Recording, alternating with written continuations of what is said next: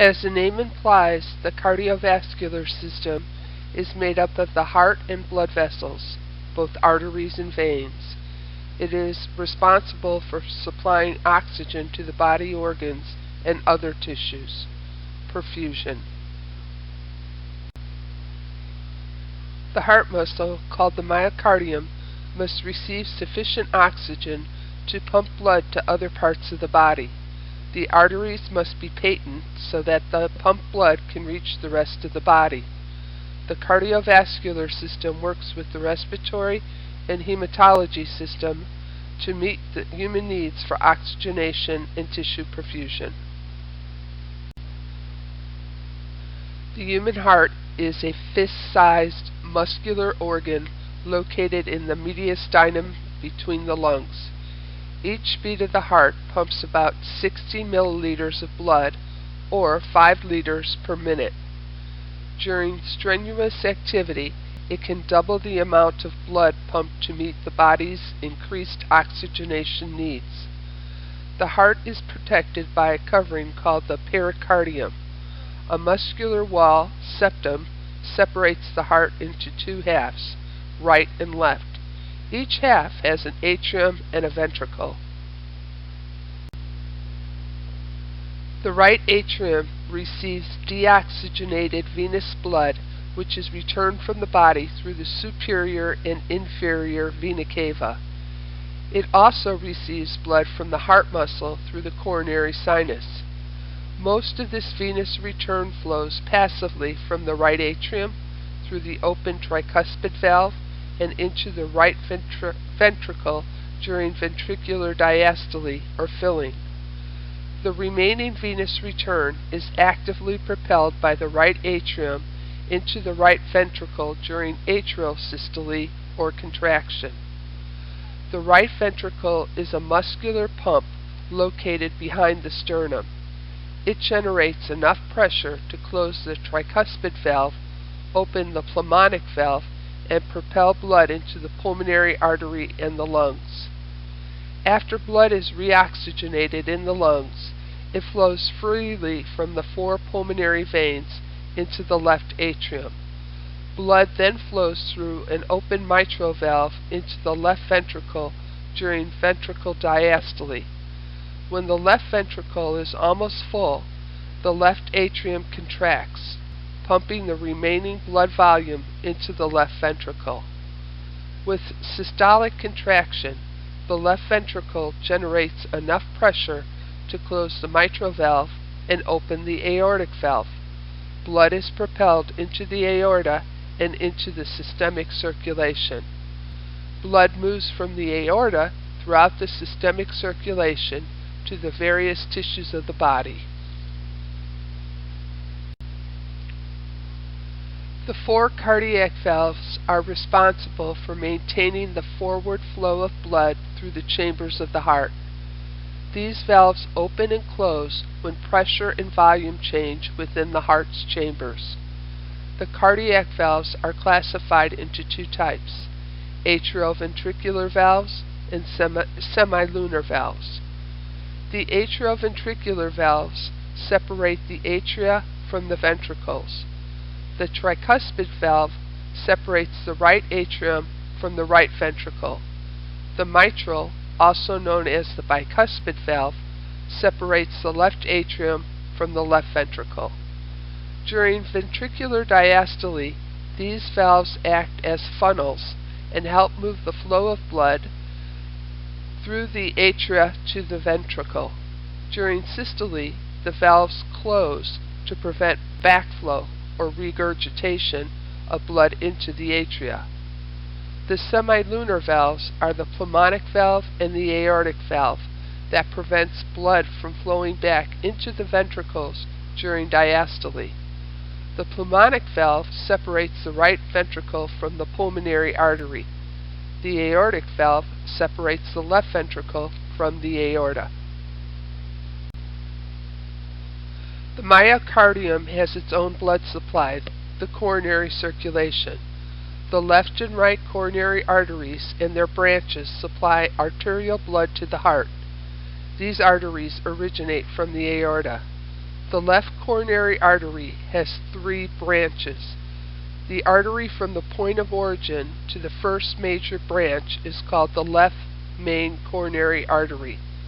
2 bifurcations arise off the left main coronary artery.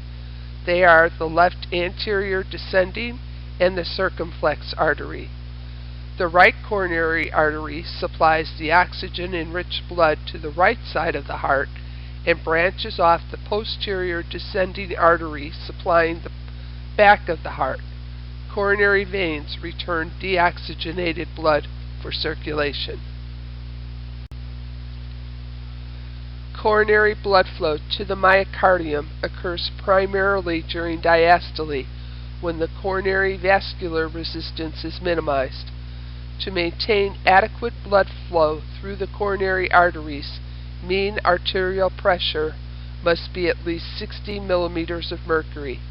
A mean arterial pressure of between 60 to 70 millimeters of mercury is necessary to maintain perfusion of major body organs such as the kidneys and the brain. The cardiac conduction system consists of specialized myocardial cells.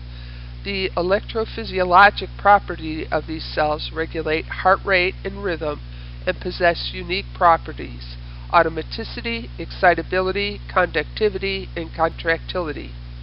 Automaticity, the pacing function, is the ability of cardiac cells to generate an electrical impulse spontaneously and repetitively. Normally, only primary pacemaker cells located in the sinoatrial node can generate an electrical impulse. Excitability is the ability of non-pacemaker heart cells to respond to an electrical impulse that begins in the pacemaker cells to depolarize. Depolarization occurs when the normally negatively charged cells within the heart muscle develop a positive charge. Conductivity is the ability to send an electrical stimulus from cell membrane to cell membrane. As a result, excitable cells depolarize in rapid succession, cell to cell, until all cells have depolarized. The wave of depolarization causes deflections of the electrocardiogram that are recognized as P wave and QRS complex. Disturbances in conduction result when conduction is too rapid or too slow, when the pathway is totally blocked, or when the electrical impulse travels at abnormal pathway. Contractility is the ability of the atrial and ventricle muscle cells to shorten their fiber length in response to an electrical stimulation, causing sufficient pressure to push blood forward through the heart. Contractility is the mechanical activity of the heart. Specialized cells of the myocardium are responsible for cardiac conduction. They consist of the sinoatrial node, the atrioventricular junctional area, and the bundle branch system.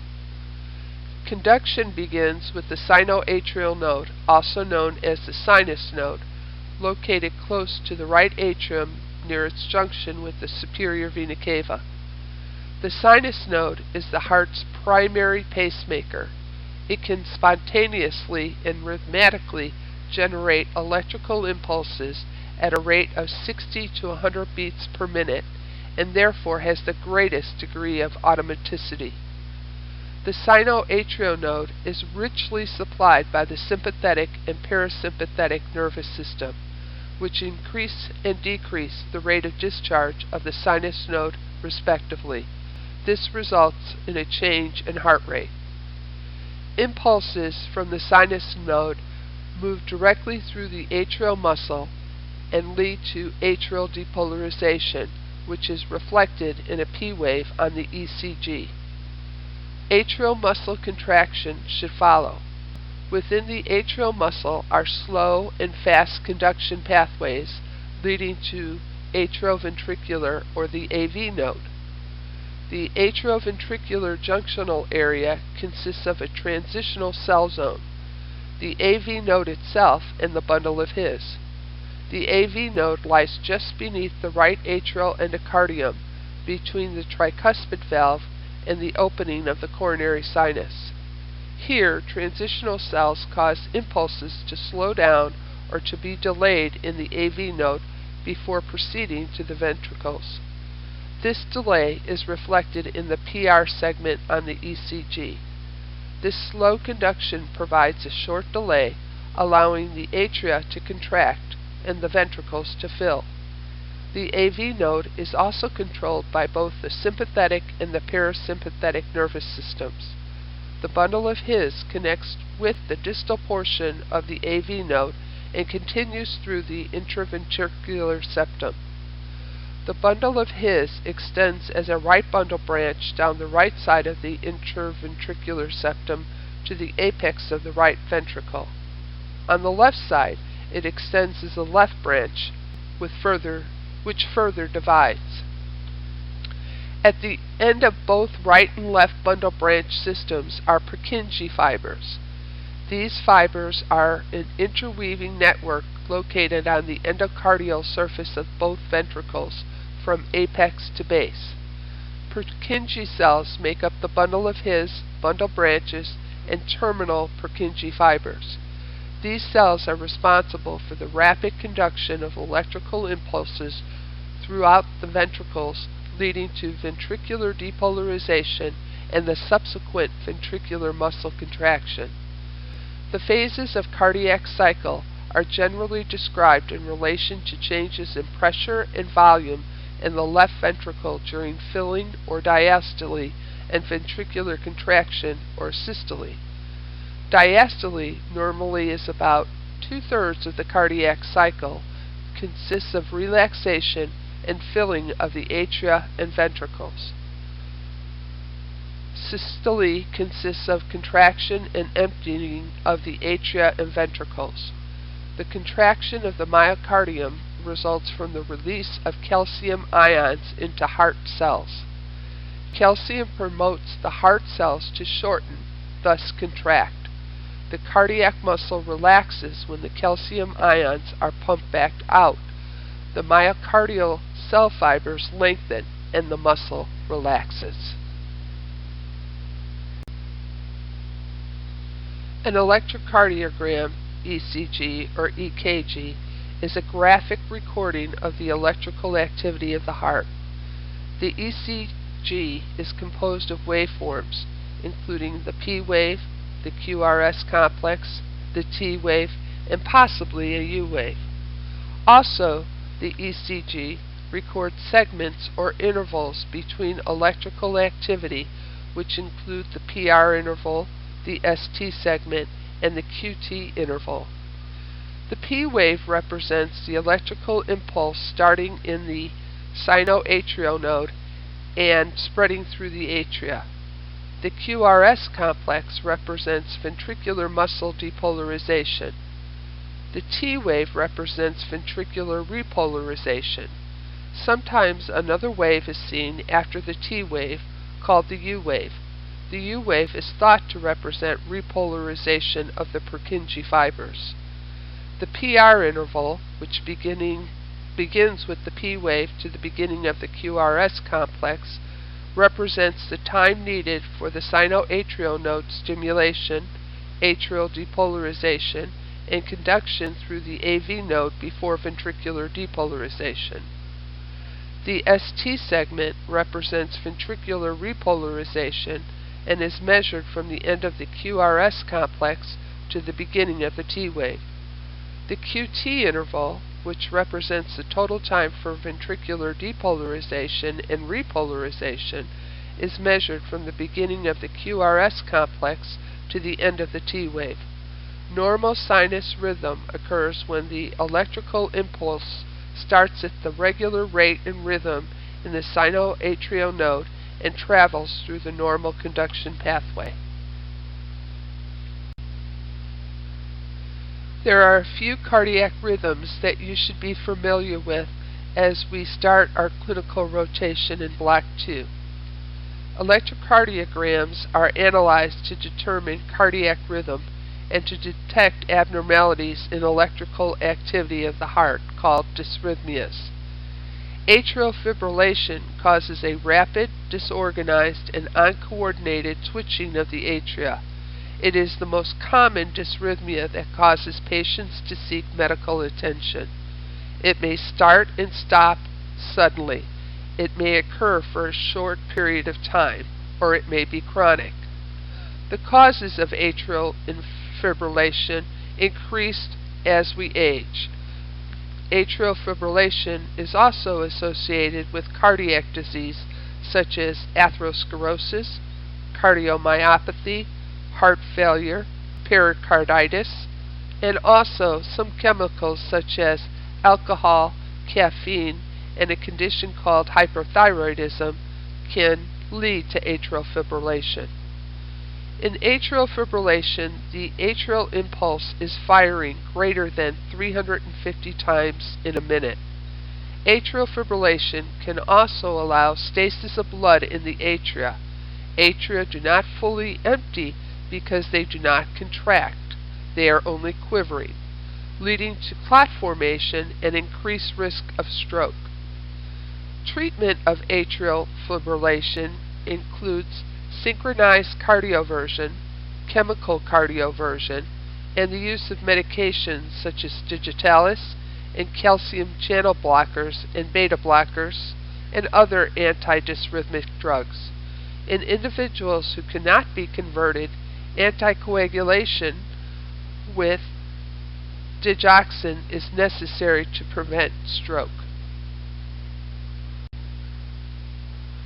Ventricular tachycardia is defined as 3 or more premature ventricular contractions in a row occurring at a rate of 100 beats per minute. If it lasts longer than 30 seconds, it is called sustained.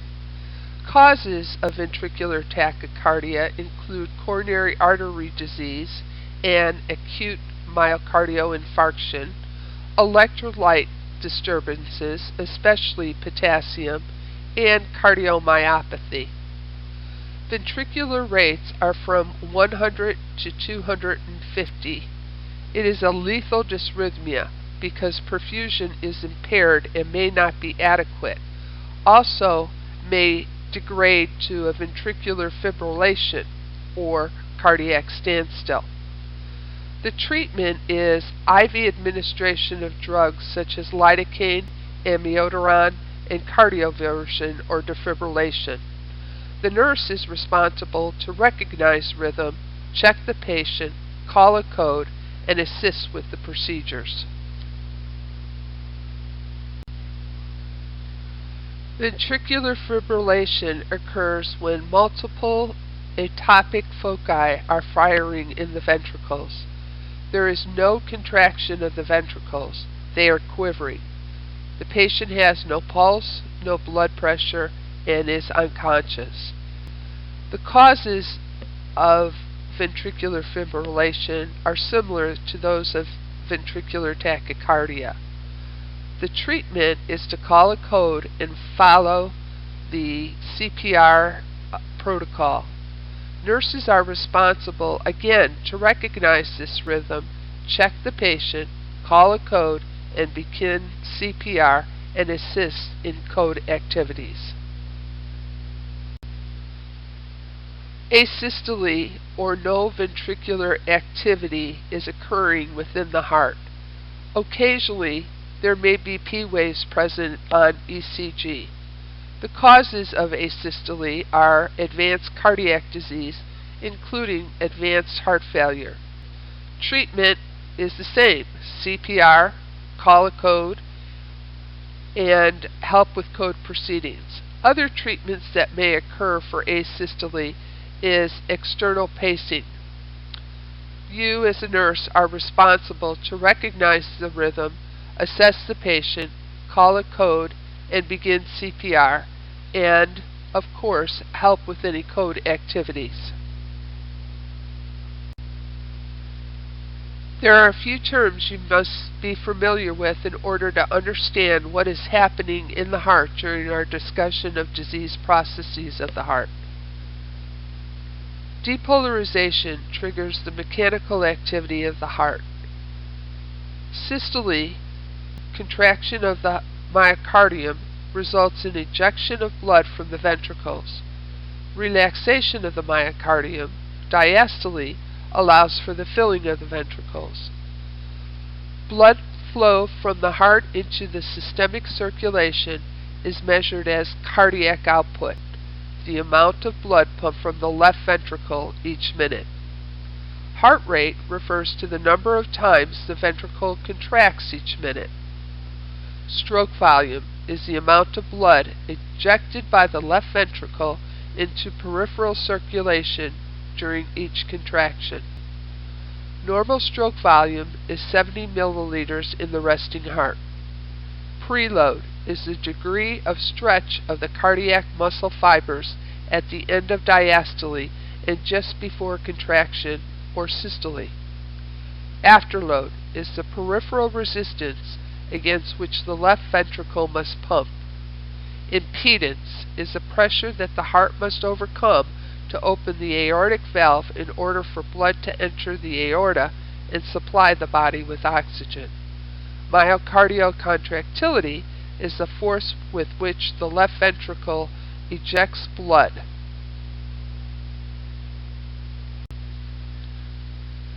The vascular system serves several purposes as listed on this slide.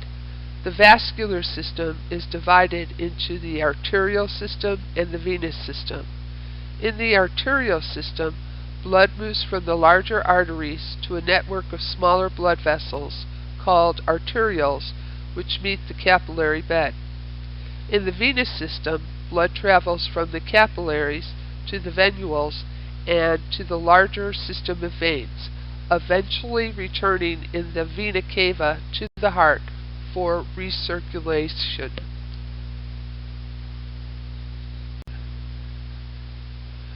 The primary function of the arterial system is to deliver oxygen and nutrients to various tissues in the body. At the tissue level, nutrients, chemicals, and body defense substances are distributed and exchanged for cellular waste products.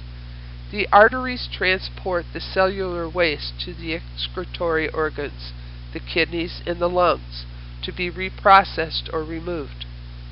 Arteries also contribute to temperature regulation of the body.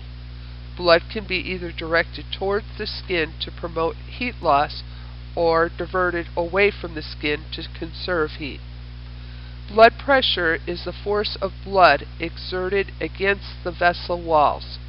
Pressure in the large arterial blood vessels is greater, about 80 to 100 millimeters of mercury, and decreases as blood flow reaches the capillaries at about 25 millimeters of mercury. By the time blood enters the right atrium, the blood pressure is about 0 to 5 millimeters of mercury. Volume, ventricular contraction, and vascular tone are necessary to maintain blood pressure. Blood pressure is determined primarily by the quantity of blood flow or cardiac output, as well as the resistance in the arterioles. Blood pressure equals cardiac output times peripheral vascular resistance. Any factor that increases cardiac output or total peripheral resistance increases the blood pressure. In general, blood pressure is maintained at a relatively constant level. Therefore, an increase or decrease in total peripheral vascular resistance is associated with a decrease or increase in cardiac output, respectively. Three mechanisms mediate and regulate blood pressure. First, the autonomic nervous system, which excites or inhibits sympathetic nervous system activity in response to impulses from chemoreceptors and baroreceptors. Second, the kidneys, which sense a change in blood flow and activate the renin-angiotensin-aldosterone mechanism. And third, the endocrine system, which releases hormones such as catecholamine, kinines, serotonin, and histamine to stimulate the sympathetic nervous system at the tissue level. Systolic blood pressure is the amount of pressure or force generated by the left ventricle to distribute blood into the aorta with each contraction of the heart. Diastolic blood pressure is the amount of pressure or force against the arterial walls during the relaxation phase of the heart. Blood pressure is regulated by balancing the sympathetic and the parasympathetic nervous systems of the autonomic nervous system. Changes in the autonomic activity are responses to messages sent by sensory receptors in the various tissues of the body. These receptors, including baroreceptors, chemoreceptors, and stretch receptors, respond differently to the biochemical and physiologic changes in the body. Baroreceptors in the arch of the aorta and at the origin of the internal carotid arteries are stimulated when the arterial walls are stretched by an increased blood pressure. Impulses from the baroreceptors inhibit vasomotor center, which is located in the pons and the medulla. Inhibition of this center results in a drop in blood pressure. Several 1 to 2 millimeter collections of tissue have been identified in the carotid arteries and along the aortic arch known as peripheral chemoreceptors. These receptors are sensitive primarily to hypoxia. When stimulated, these chemoreceptors send impulses along the vagus nerves to activate vasoconstriction response and raise in the blood pressure. The central chemoreceptors in the respiratory center of the brain are stimulated by hyperkalemia, or increase in the carbon dioxide of the blood. Stretch receptors in the vena cava and the right atrium are sensitive to pressure and volume changes. When a patient is hypovolemic, stretch receptors in the blood vessels sense a reduced volume or pressure and send fewer impulses to the central nervous system. The reaction stimulates the sympathetic nervous system to increase the heart rate and constrict the peripheral blood vessels. The kidneys also help regulate cardiovascular activity. When renal blood flow or pressure decreases, the kidneys retain sodium and water. Blood pressure tends to rise because of fluid retention and activation of the renin-angiotensin-aldosterone mechanism. When the kidneys sense a drop in blood pressure, they begin to secrete a substance called renin that sets into motion a group of hormonal and blood vessel responses to ensure that blood pressure is raised back up to normal. Renin is an enzyme that activates some blood proteins, one of which is angiotensinogen. Activated angiotensinogen is angiotensin 1, which is relatively weak and has little action. It is then acted on by another enzyme known as angiotensin converting enzyme, or ACE, which converts angiotensin 1 into its most active form, angiotensin 2. Angiotensin 2 starts several different activities that all work to increase blood volume and blood pressure. First, because angiotensin 2 is a powerful vasoconstrictor, it causes constriction of small arteries and veins throughout the body. This action increases peripheral resistance and reduces the size of the vascular bed, which raises blood pressure without adding any more blood volume. At the same time, a second action of angiotensin 2 is that it constricts the size of arterioles that feed the kidney nephrons. This action results in lower glomerular filtration rate and a huge reduction of urine output. Decreasing urine output prevents further loss of water so that more is retained in the blood to help raise the blood pressure. The last and slightly slower action of angiotensin 2 is to cause the adrenal glands to secrete aldosterone. Aldosterone is nicknamed the water and sodium-saving hormone because it causes the kidneys to reabsorb water and sodium, preventing them from being excreted in the urine. This response allows more water and sodium to be returned to the blood, increasing blood pressure and blood volume. Other factors can also influence the activity of cardiovascular system. Emotional behaviors such as being excited or in pain or feeling angry stimulate the sympathetic nervous system to increase blood pressure and heart rate. Increased physical activity such as exercise also can increase blood pressure and heart rate.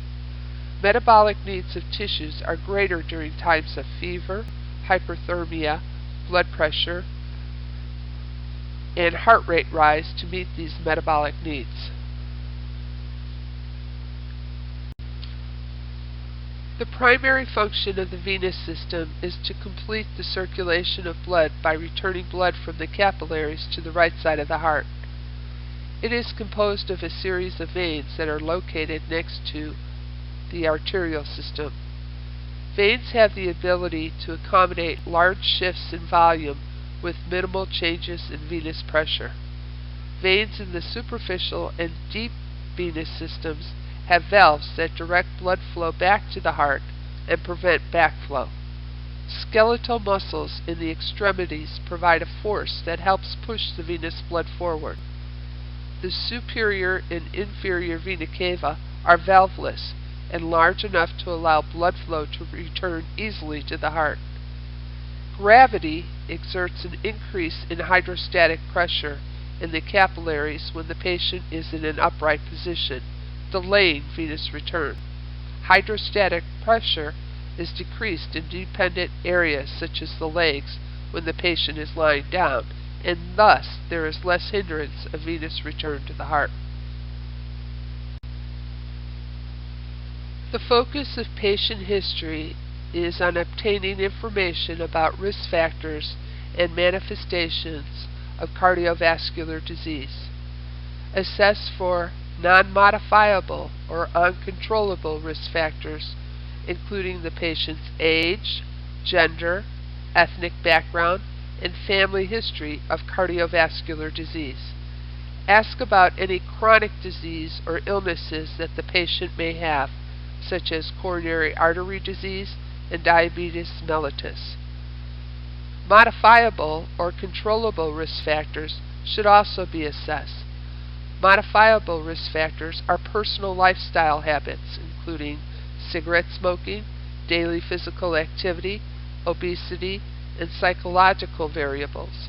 Cigarette smoking is a major risk factor for cardiovascular disease and peripheral vascular disease.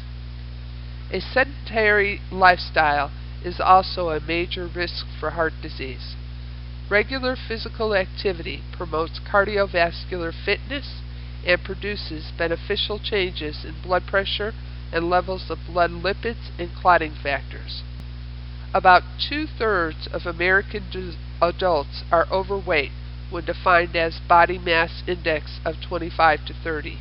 Obesity, defined as a body mass index greater than 30, is a particular problem for African American women, Mexican Americans, and Native Hawaiians. A nutritional history includes asking the patient about foods and alcohol consumption. A diet that includes high amounts of sodium, sugar, cholesterol, and fat are linked with cardiovascular disease.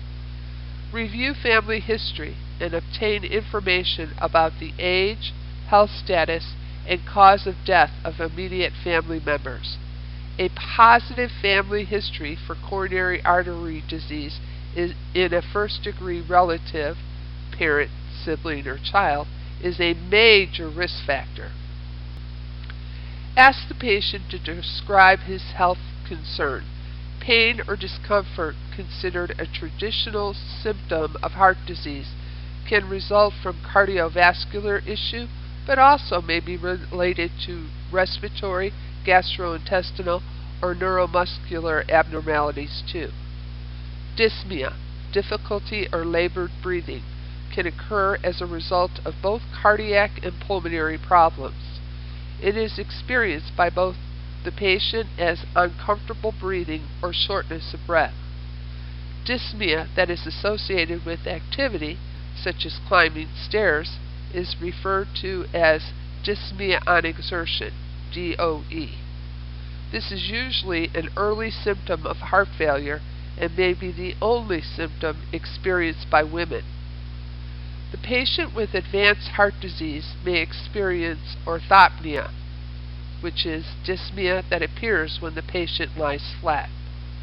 Several pillows may be needed to elevate the head and the chest, and or a recliner to prevent breathlessness may be used.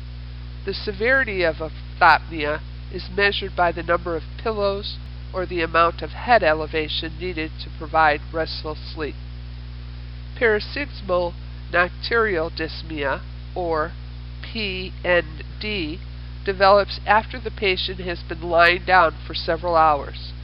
In this position, blood from the lower extremities is redistributed to the venous system, which increases venous return to the heart.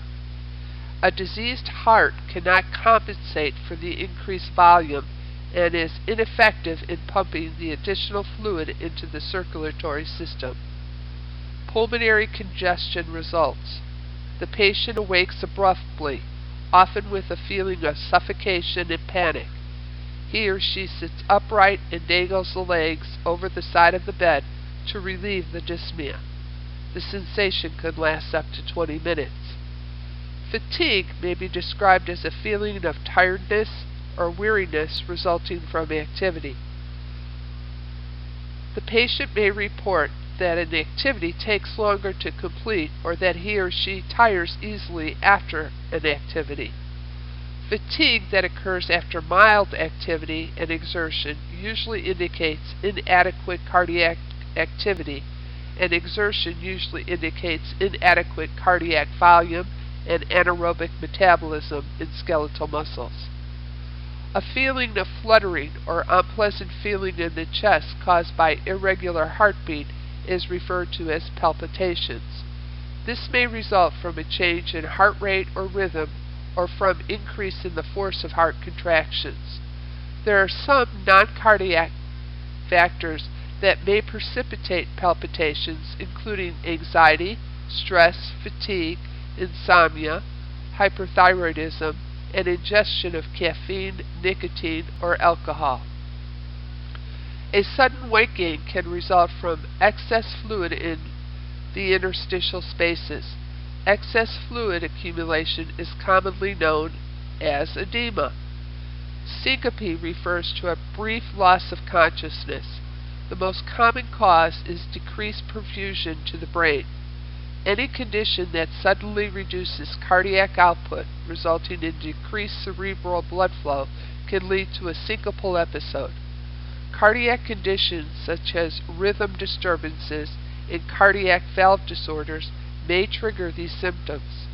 Near syncope refers to dizziness with an inability to remain in an upright position.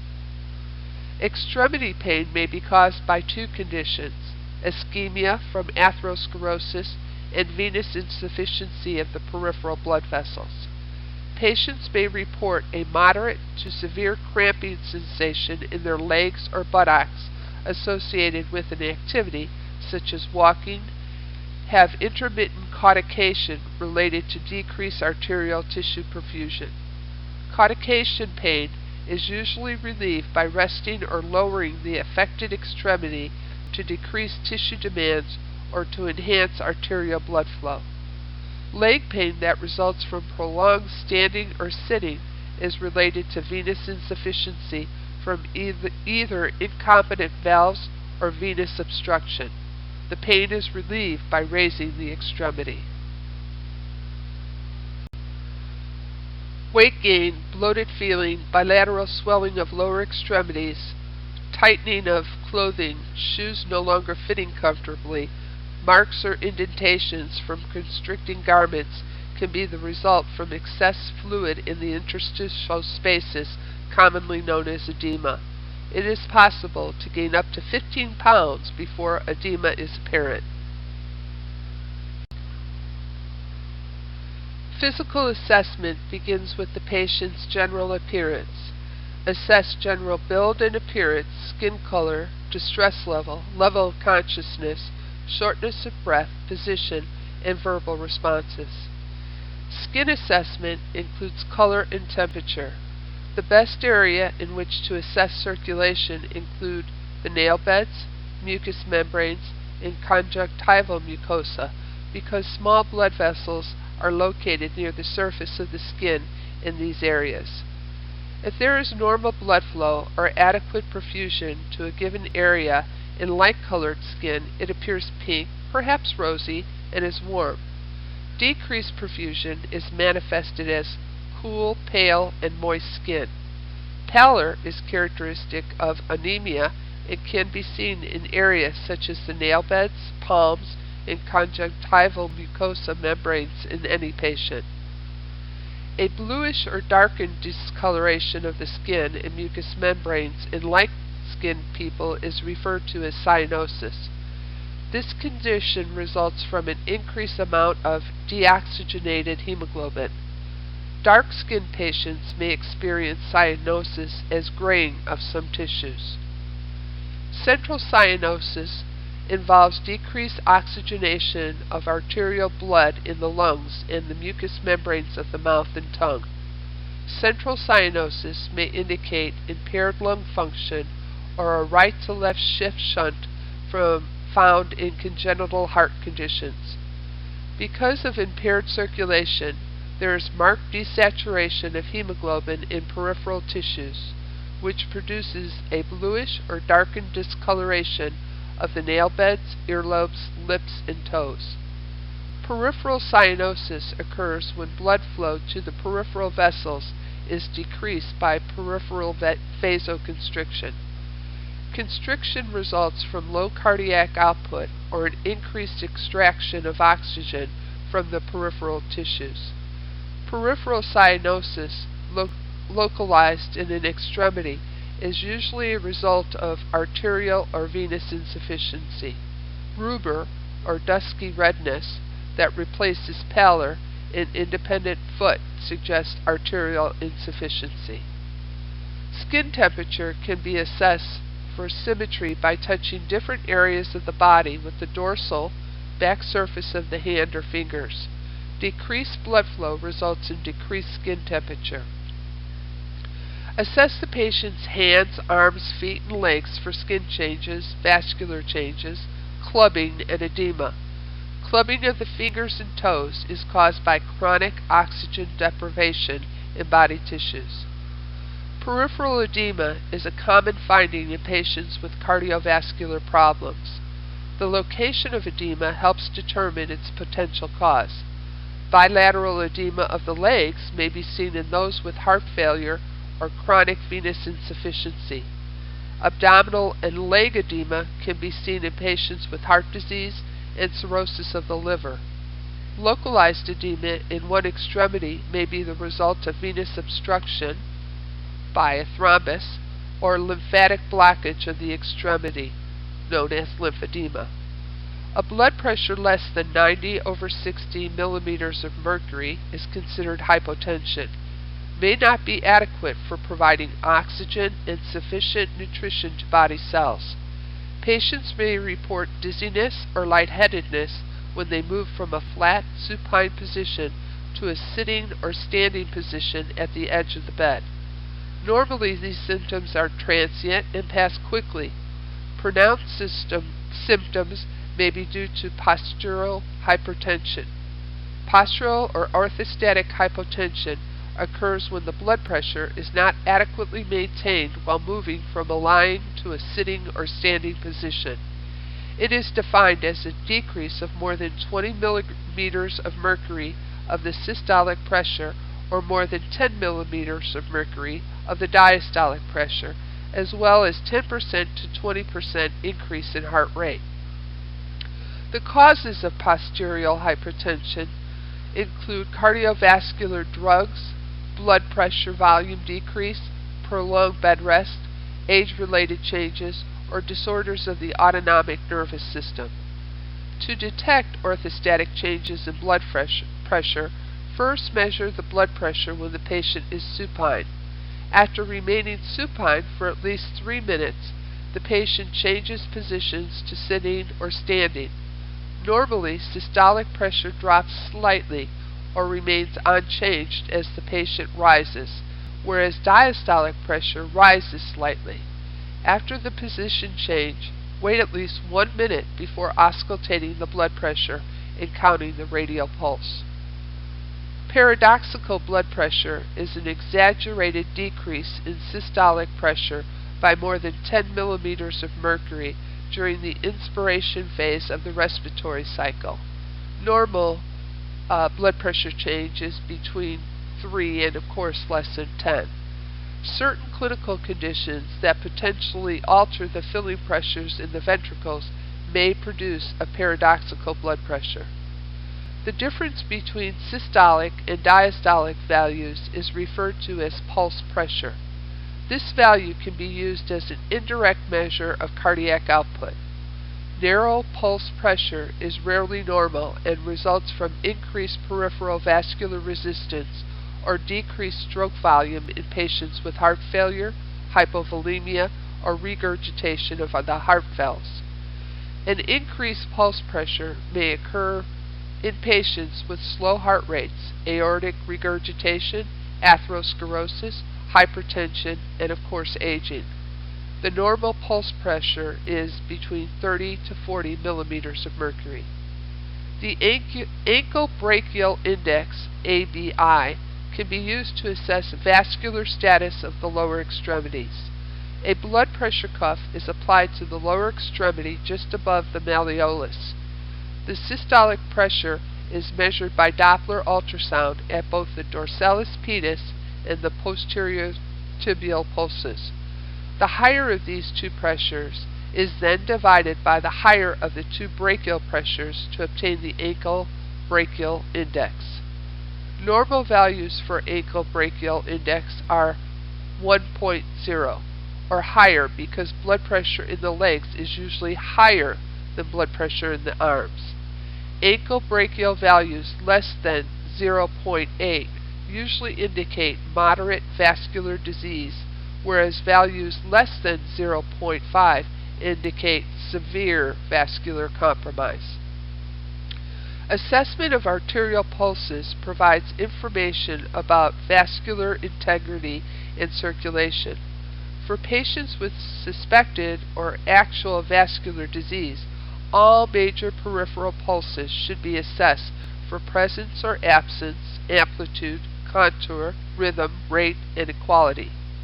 Palpate the peripheral arteries in a head-to-toe approach with side-to-side comparison.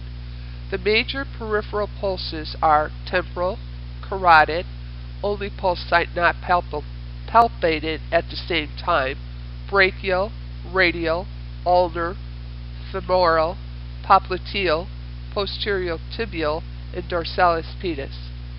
A hypokinetic pulse is a weak pulse indicative of a narrow pulse pressure.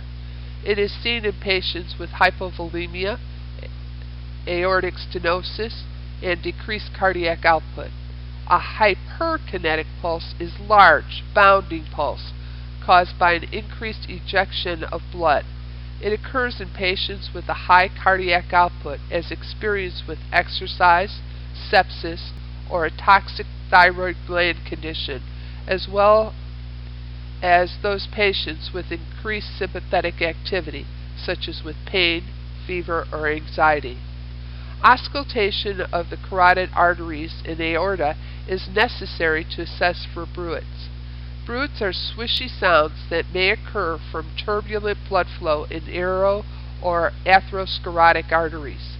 Assess for the absence or presence of bruits by placing the bell of the stethoscope on the neck over the carotid artery while the patient holds his or her breath. Normally there is no sounds if the artery has uninterrupted blood flow. A bruit may develop when the internal diameter of the vessel is narrowed by 50% or more, but this does not indicate severity of the disease in the arteries. Once the vessel is blocked 90% or greater, the bruit often cannot be heard.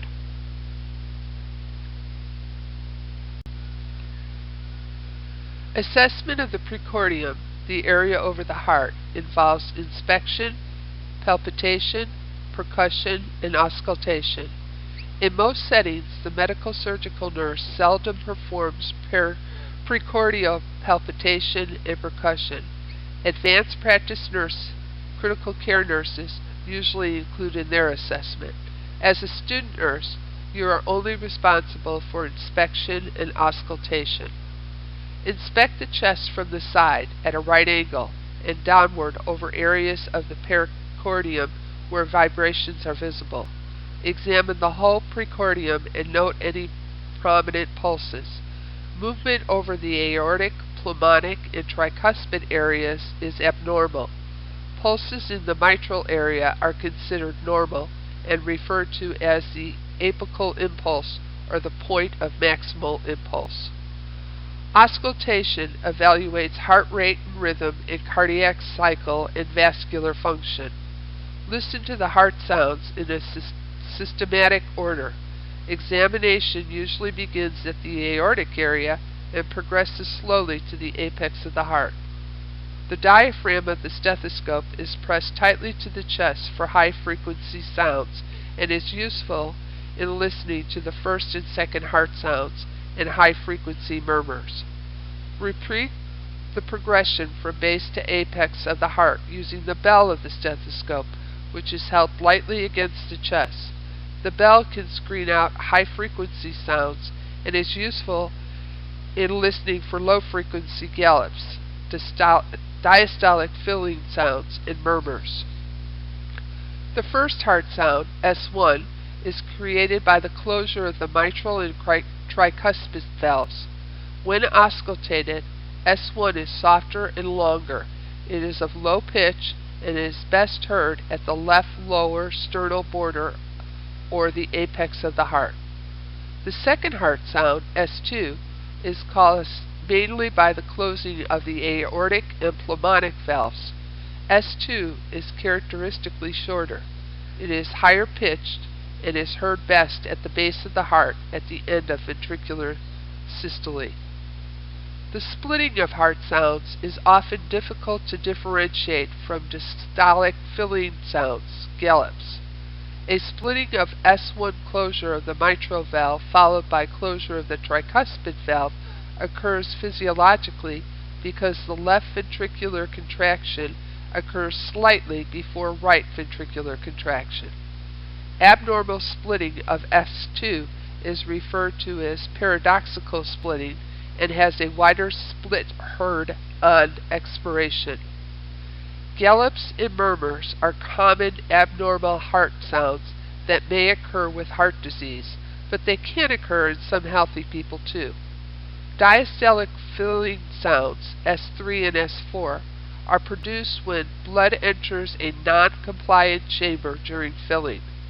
The third heart sound, S3, is produced during the rapid passive filling phase of ventricular diastole when blood flows from the atrium to the non-compliant ventricle. The sound arises from vibrations of the valves and supporting structures. The fourth heart sound, S4, occurs as blood enters the ventricle during the active filling phase at the end of ventricular diastole. S3 is called a ventricular gallop, and S4 is referred to as an atrial gallop. These sounds can be caused by decreased compliance of either or both ventricles. Left ventricular diastolic filling sounds are best heard with the patient on his or her left side. An atrial gallop, S4, may be heard in patients with hypertension, anemia, ventricular hypertrophy, heart attack, aortic or pulmonic valve stenosis, and pulmonary emboli. It may also be heard in the elderly because of normal aging changes, because of stiffened ventricles. The presence of both S3 and S4, called a summation or quadruple gallop, is an indication of severe heart failure. If the quadruple rhythm is present and the patient has tachycardia, the two sounds may fuse to produce a rhythm that sounds like a horse galloping. Murmurs reflect turbulent blood flow through normal or abnormal valves. They are classified according to their timing in the cardiac cycle. Systolic murmurs, aortic stenosis, or mitral regurgitation occur between S1 and S2, whereas diastolic murmurs, mitral stenosis, and aortic regurgitation occur between S2 and S1. Some murmurs transmit or radiate from their loudest point to other areas, including the neck, the back, and the axilla. The configuration is described as crescendo, increasing in intensity, or decrescendo, decreases in intensity. The quality of murmurs can be further characterized as harsh, blowing, whistling, rambling, or squeaky. They are also described by pitch, usually high or low. A pericardial friction rub originates from the pericardial sac and occurs with the movements of the heart during the cardiac cycle. Rubs are usually transient and are a sign of inflammation or infiltration. Numerous blood studies provide information about the cardiovascular system. When cells are injured, they release their contents, including enzymes and other proteins, into the circulation. Cardiac-specific troponin is a myocardial muscle protein released into circulation after injury. Normally, the level in the blood is very low, so a rise in the level is a diagnostic of a myocardial injury. Troponin is detectable within hours, on the average of 4 to 6 hours after a myocardial injury. It peaks at 10 to 24 hours and can be detected up to 10 to 14 days after the injury. Creatine kinase enzymes are found in a variety of organs and tissues and occur as 3 isoenzymes. These isoenzymes are specific to skeletal muscle, which is CKMM, brain and nervous tissue, which is CKBB, and the heart, which is CKMB. CKMB elevation is specific for myocardial injury. Myoglobin is a low molecular weight heme, iron-containing non-protein portion of the hemoglobin. This protein is found in cardiac and skeletal muscle.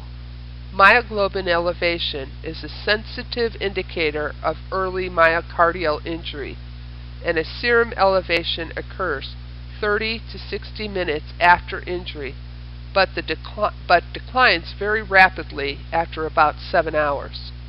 Its clinical significance is limited due to the nonspecificity for myocardial infarction and its brief presence following infarction.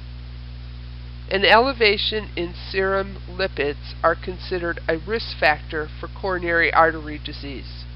Serum lipids circulate in the blood bound to protein, thus they are often referred to as lipid proteins. A lipid profile test usually consists of cholesterol, triglyceride, HDL, and LDL. An elevation in HDL level has a strong and direct association with a decreased risk of coronary artery disease. An elevation in LDL has a strong association with coronary artery disease. Homocysteine is an amino acid that is produced during protein catabolism. Elevated levels can be either hereditary or acquired from dietary deficiencies of B6, B12, or folate. Elevated levels have been identified as predictors for coronary artery disease, stroke, and thromboembolisms. C-reactive protein is a protein produced by the liver during periods of acute inflammation. It is emerging as an independent risk factor for coronary artery disease and a predictor of cardiac events. In one large study of women, it was found to be more predictive of cardiac events than LDLs. Microalbuminuria, or small amounts of protein in the urine, have been shown to be an indicator of endothelial dysfunction in cardiovascular disease along with an elevated CRP. Blood coagulation studies evaluate the ability of blood to clot. They are important in patients with a greater tendency to form thrombi, such as those patients with atrial fibrillation or who have had prostatic heart valve replacement or in infectious endocarditis. These tests are also used in monitoring patients receiving anticoagulant therapy. The PT-INR are used when initiating and maintaining therapy with oral anticoagulants such as warfarin or Coumadin. PTT is assessed in patients receiving heparin. ABGs are drawn to determine tissue oxygenation, carbon dioxide removal, and acid-base status. Fluids and electrolyte balance is essential for normal cardiac performance. Cardiac manifestations often occur when there is an imbalance in either fluids or electrolytes in the body. Remember, low potassium equals electrical instability in the heart. High potassium equals slow electrical conduction, which also causes irritability of the heart. Other electrolytes, such as calcium, can cause abnormal rhythms, as can magnesium, also causes abnormal rhythms. RBC count is decreased in effective endocarditis and increased in heart diseases in order for the body to compensate for decreased available oxygen. Decreased H&H can indicate anemia and could lead to angina or aggravate heart failure. WBCs are usually elevated after an MI or a heart attack and of course infections and in inflammatory diseases of the heart. An increase in WBCs has been implicated as a risk factor for stroke and heart disease, particularly in postmenopausal women. PA and lateral chest X-ray views are taken to determine size, silhouette, and position of the heart in the thoracic cavity. It also is used to rule out any pulmonary causes for the manifestations the patient may have, such as chest pain. Angiogram, also known as arteriogram, is an invasive X-ray procedure using contrast media, dye, to look at the flow of blood through the body and or organs. Cardiac catheterization may be performed by inserting of a radiopeg catheter to check on the circulation of the heart itself. Contrast material is often injected to check the blood flow through the coronary arteries. A catheter is inserted either in an arm, the cephalic or basilic artery, or through the femoral artery to examine the function of the left side of the heart during a cardiac catheterization. To examine the right side of the heart, a catheter is inserted into the cephalic or basilic vein or through the femoral vein.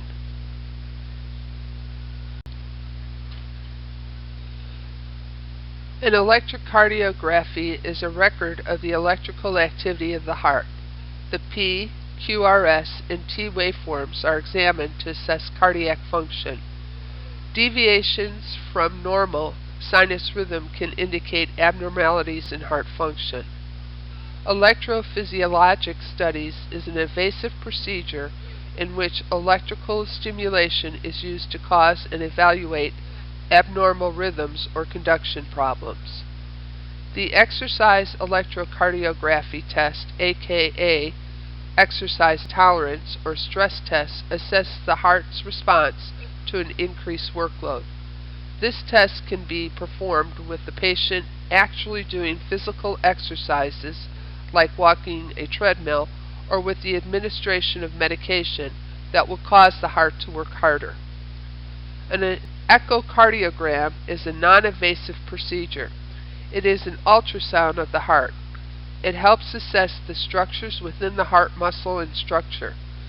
An echo is very helpful in determining valve problems as well as determining the size of the heart chambers. Transesophageal echocardiogram, also known as a TEE, also assesses the cardiac muscle and function by inserting a flexible endoscopy probe with an ultrasound transducer in the tip for imaging the heart and great vessels. TEE is used primarily to evaluate mitral valve regurgitation, presence of clots in the heart, and to get a better look at how the posterior heart is functioning.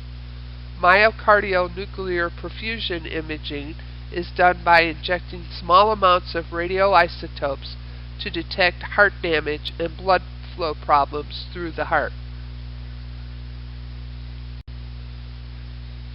Hemodynamic monitoring is an invasive system used in critical care areas to provide quantitative information about vascular capacity, blood volume, pump effectiveness, and tissue perfusion. It directly measures pressures in the heart and great vessels. These procedures are usually performed for more seriously ill patients and can provide more accurate measurements of blood pressure, heart function, and volume status. Although you won't be assigned to a critical care area this semester for clinical, some of you may end up for an observational experience in the operating room, cardiac catheterization lab, or interventional radiology departments where this specialized monitoring may be used for a patient. You will definitely hear a lot more about it in Block 4 though.